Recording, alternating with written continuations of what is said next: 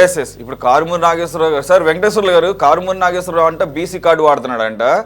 మరి రేపు అంబటి రాంబాబు మీదకి వెళ్తే కాపు కార్డు వాడతాడేమో, మరి కాపుల మీద దాడిని. ఇక ఎవడి కార్డు చేసేదేమో అనకూడదు, కానీ ఇటువంటి యాంటీ సోషల్ యాక్టివిటీస్ను కులానికి దానికి అడ్డం పెట్టేసి కులం మొత్తాన్ని దాని ముందు తీసుకొచ్చి పెట్టడం పెద్ద ఫ్యాషన్ అయిపోయింది. ఏదో అంటారు కదా, వినే జనం అంతా కూడా పిచ్చోళ్ళు అనుకుంటారు మరి వీళ్ళు. సార్ వెంకటేశ్వర గారు, ఇప్పుడు ఈడీ ఇద్దరిని అరెస్ట్ చేసింది.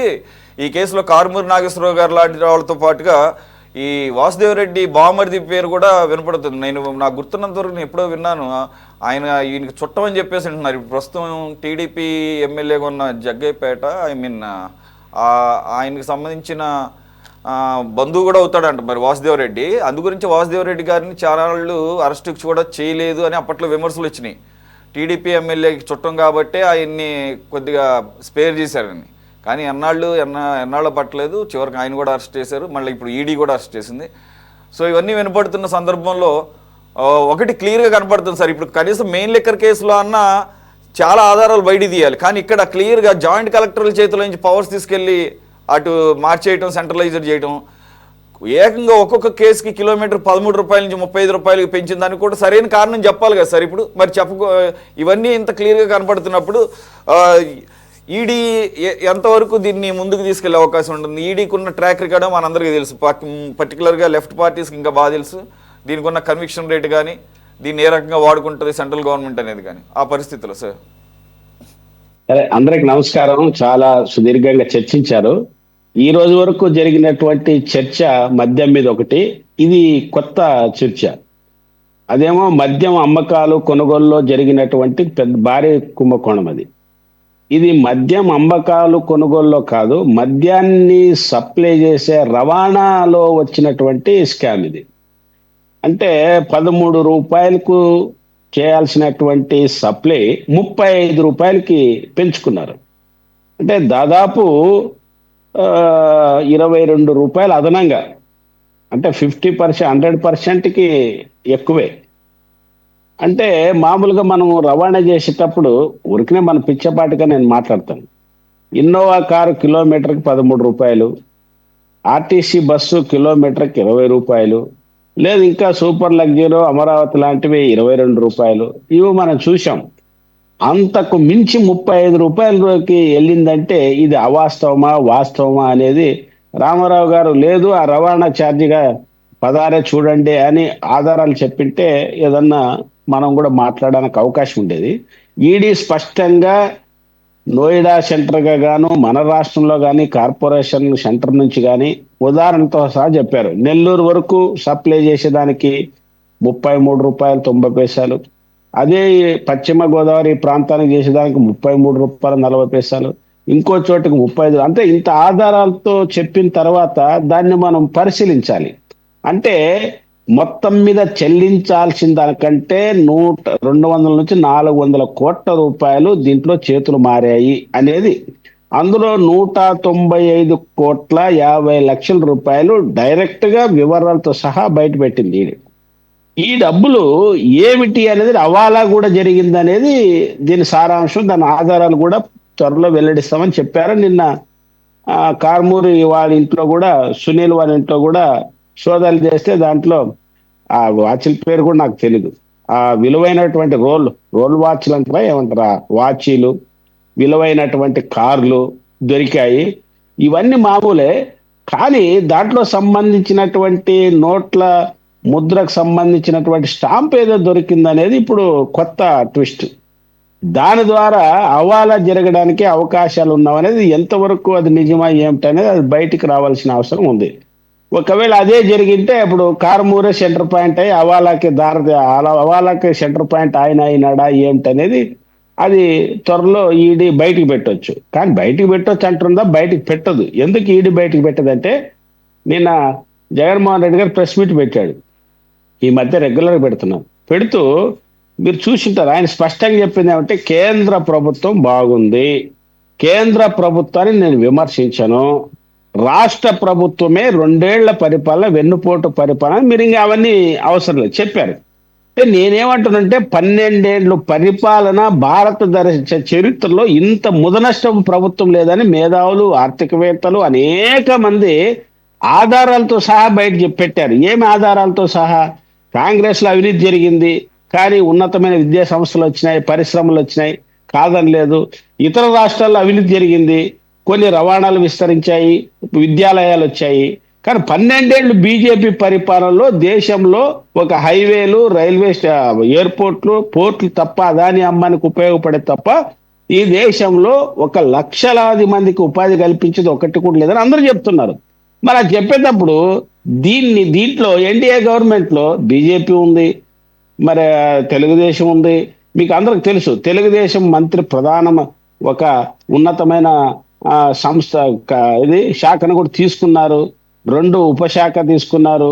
మరి ఎన్డీఏ తెలుగుదేశంని ఇక్కడ విమర్శిస్తున్నావు, అక్కడ ఎందుకు విమర్శించట్లేదు?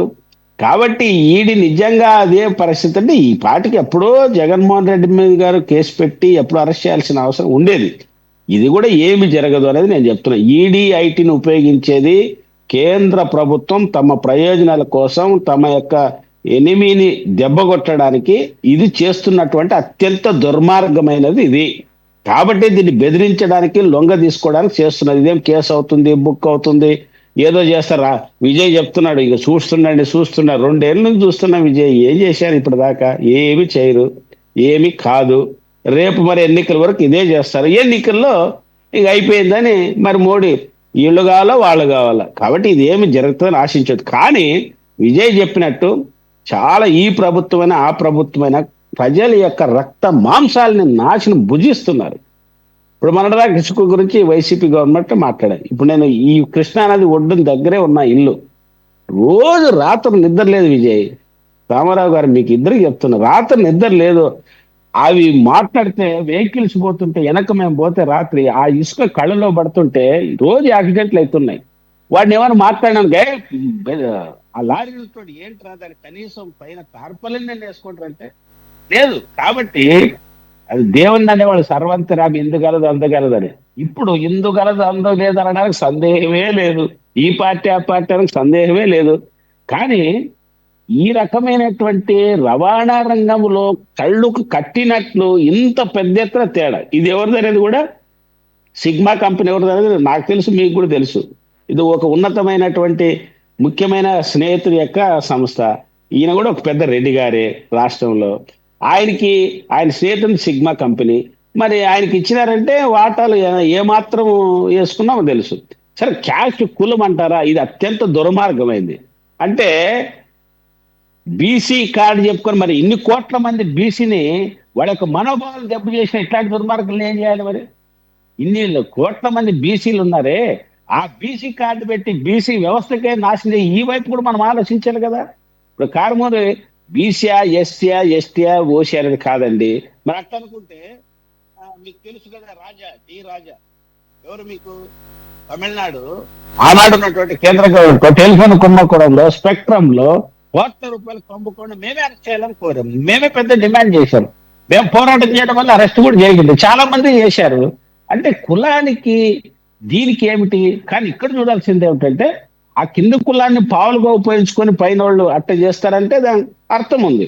కానీ తప్పు చేసినవాడు బీసీ కాబట్టి ఆయన్ని మినహాయించాలి, ఎస్సీ కాబట్టి మినహాయించాలి. ఇప్పుడు ఒక ఆయన ఎస్సీ కార్డు పెట్టుకొని దేశమంతా ఊరేగాడు.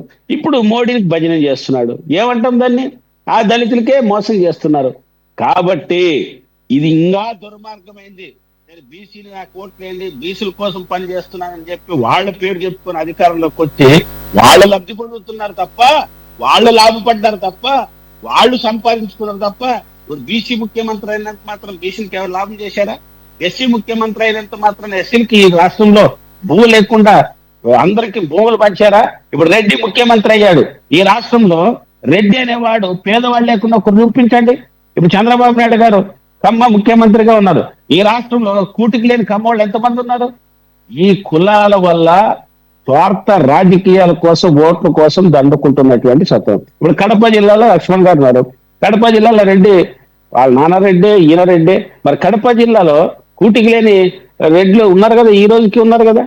ఇటువంటిది కార్డు ఉపయోగించుకొని వాళ్ళ లాభం కోసం కోట్ల మందిని నాశనం చేయడం కరెక్ట్ కాదు. కాబట్టి నిన్న జరిగినటువంటి స్పష్టంగా వివరాలతో సహా ఈడీ బయట పెట్టింది. ఆ ఈడీ కూడా భయపెట్టడానికి చేస్తుందని నేను అనుకుంటున్నాను తప్ప ఈడీ అరెస్ట్ చేసి జైలుకి పంపించి వాళ్ళు ఎన్నుకున్న వాళ్ళని చేస్తానని అనుకోవట్లేదు. కానీ దీని వెనక మాత్రం ఆ ఈడీ 2-3 అంశాలు చెప్పింది. ఒకటి, ఏం వివరాలు దొరకలేవు కానీ ఆధారాలు మాత్రం చాలా ఉన్నాయని చెప్పింది. కానీ అనుమానాస్పదంగా ఉండేది ఏమిటంటే కానుమూరి ఆ ఇంట్లోనే చాలా అనుమానాస్పదమైనటువంటి ముద్రలు కనపడుతున్నాయి, అవాలాకు స్పష్టమైన కేంద్రంగా కనిపిస్తుంది అనేది మాత్రం చెప్పకనే చెప్పింది. అదే గిన నిజమైతే ఈ ఎవరైనా మనం వాళ్ళని బీసీలా, ఎస్సీలా, ఓసీలా తప్పుగా ఖండించాలి, మనం చేయాలి. చివరికి నేను చెప్తుంది ఏమిటంటే జగన్మోహన్ రెడ్డికి మోడీని తిట్టాడు, మోడీ జగన్మోహన్ రెడ్డిని అరెస్ట్ చేయడు. ఇది అండర్లైన్ చేసుకున్నది. రైట్.